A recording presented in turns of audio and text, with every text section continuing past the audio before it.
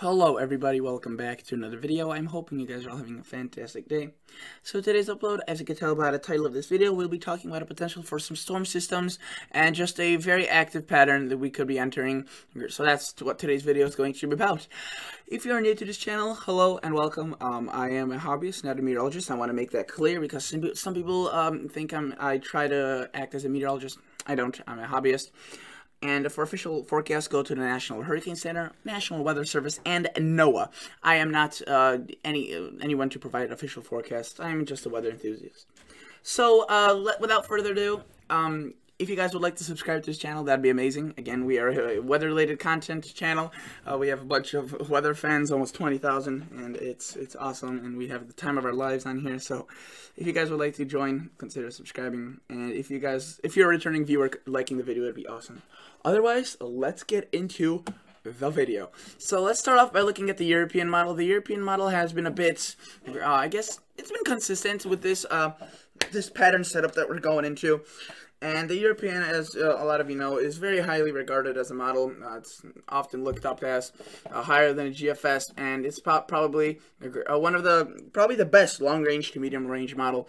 Notice that for now, I've been saying this for a few days, and we'll say it for another few. We are in a dry pattern. We are not seeing lots of rain. The only areas that are seeing showers is the southeast, parts of the west coast, really just the northwest, and extreme portions of the northern United States seeing some showers. Now, by the time we get into Saturday, Sunday, we start seeing more activity. We see a few weak low pressures coming through. These aren't really big storms. They aren't going to be huge. Originally, I thought they would be bigger storms, but unfortunately, they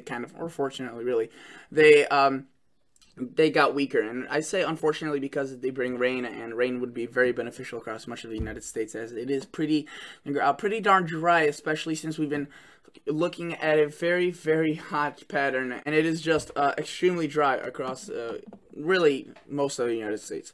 So anywhere the rain does fall, it would be a good thing. Now, obviously, we don't want destructive storms, but rain would be what we want. So, notice that we start seeing a storm really Monday into Tuesday of next week that is pretty strong. It's dependent on it's really varying, I should say, by each model. And the European has it a bit weaker. The GFS model has it a bit stronger. The Canadian has it a bit further to the north. So, it's definitely some differences. You can see it tracks across southern Canada. So, this definitely affects portions of Ontario, Quebec, and into large cities across the southern Canadian border with the U.S., Toronto, Montreal, Ottawa, and they will definitely be getting some rain out of this, and you can see it moves into the northeast.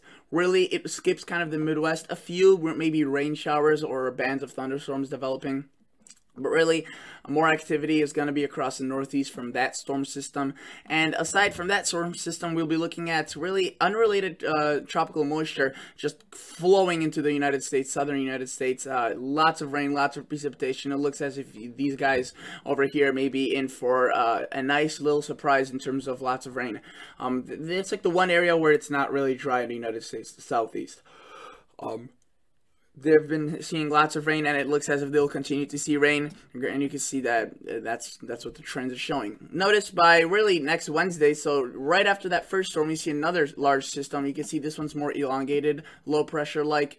This one definitely has the potential to be stronger and further to the south with some other models that are showing, but again, really dragging across much of Canada. Lots of rain, lots of showers, lots of storms, and then it also does kick up quite a few showers. Really, it may not look like it's related, but you can see the cold front is dragged way across the United States right here, and that really does provide quite a bit of shower activity, and it's maybe again a bit underdone by the European model. And we start seeing another storm take place, this one now further across the United States. So you can see a lot of potential for some interesting weather.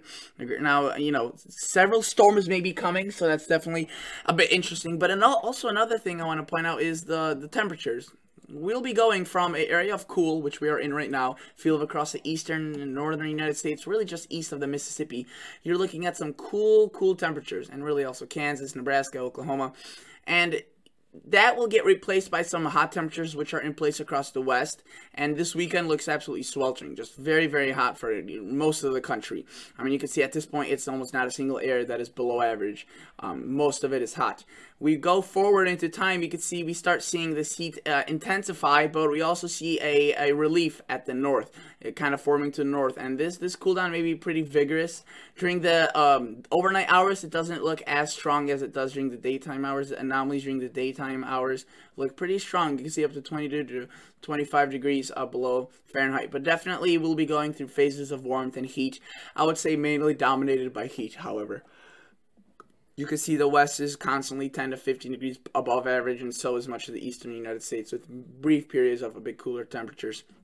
Let's look at a total accumulated precipitation. Again, it really won't be that impressive, just the precipitation across the United States, as these storms will be tracking across the United States, right? But there's showers, there's thunderstorms, so it's concentrated. So where it does fall, it will be heavy, and it will be flooding rain.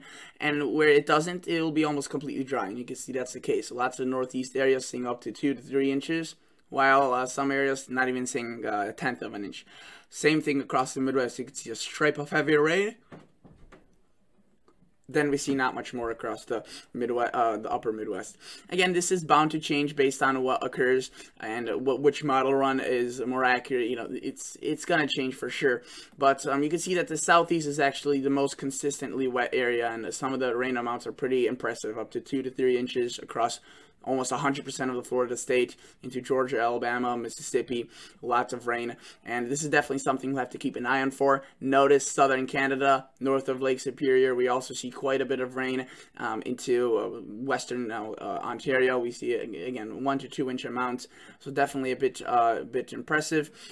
Let's look at the Canadian, or at the GFS. I want to show you the GFS. The GFS, in my opinion, is the second best model we could look at. The Canadian is really just not that good of a model. But notice it has Hurricane Genevieve. I think I'm pronouncing that wrong. But it's going to weaken. It's not really going to pose much of a threat to land, at least on the U.S. It's got to bring some activity into Mexico, skirmish it with some pretty heavy winds and strong rain, or strong winds and heavy rain. I got those two flipped. Notice the GFS puts in quite a bit of precipitation across the eastern and northern United States into this weekend. Not really associated with a low pressure, just kind of scattered precipitation that is just really kind of occurring across the United States. That's the best way to put it. We'll start seeing organized activity. We see a weak low pressure into Tuesday of next week, so that's agreeing with the European model. Again, look at that tropical moisture is just flowing into the southeast full force at this point, and we start seeing a big storm by Wednesday. You can see this thing is very large, very widespread, and whether or not this goes further to the north or further to the south could mean a big impact for the United States. Anyways, you can see that its cold front does drag across, and lots of showers and storms do form, and they could be pretty impressive across portions of the Midwest, even as far as a storm is already off the coast. We still have the remaining moisture left from it, and you can see that we see another storm developing by the weekend, Saturday, Sunday time frame, and this drags a bunch of other moisture across the United States right here to Iowa, the Midwest, Wisconsin, Illinois, Kansas, South Dakota, Minnesota, and again that passes through. We see rain across the northeast coast. We see some cooler air coming in, and possibly another storm occurring right here, another storm system. So you get the trend. Very active, a lot of potential for some very active weather. Notice we also are seeing at this point more consistent mountain snow across the higher elevations of the Rockies. This is in British Columbia, bordering with Alberta, and definitely some snow is also possible at this time of the year for those locations. Let's look at the total accumulated precipitation. You can see it's definitely a bit more than the European. It's a bit more widespread, but that tends to be the GFS. It shows that a more widespread area rather than more concentrated and isolated like the European. But you can see some amounts definitely reaching into 2 to 3 to 4 inch amounts. The purples are +2. The blues is the blue color is +0.5 inch, and definitely again the more precipitation as you go further towards the south. The Canadian, in terms of precipitation, does show its fair amounts across certain locations, but the Canadian is just crazy. I mean, you can see it doesn't show much precipitation at all, but in some areas it just shows ridiculous amounts. And obviously this were to be due with a tropical storm or a hurricane, but again, I really just dislike the Canadian. I'll show you now what the Climate Prediction Center thinks in terms of the 8 to 14 and 6 to 10 day outlook. So looking at the 6 to 10 day outlook, we see a lot of warmth, and this will be really this upcoming weekend, and afterwards, kind of like the week after, we see a lot of warm weather and just a little bit of blue across the arrowhead of Minnesota, northern Minnesota. Not much. In terms of precipitation, above average, and that's to do with the increase in storms, and that's why this video is going to be titled Growing in Potential for Storms, something along those lines. Only area where it's drier is really the Northwest, the Pacific Northwest, and into the Southern Plains. Let's move on to the 8 to 14 day outlook. In the 8 to 14 day outlook, you can see August 27th through September 2nd, so starting into meteorological fall at this point.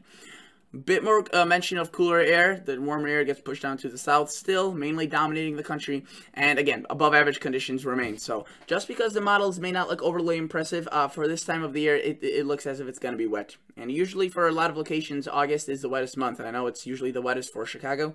This year we have not had a wet August at all. But it looks as if things may change. So, thank you guys so much for watching. Consider liking this video. Consider subscribing to this channel. And I'll catch you all guys on the next episode. See ya. Bye.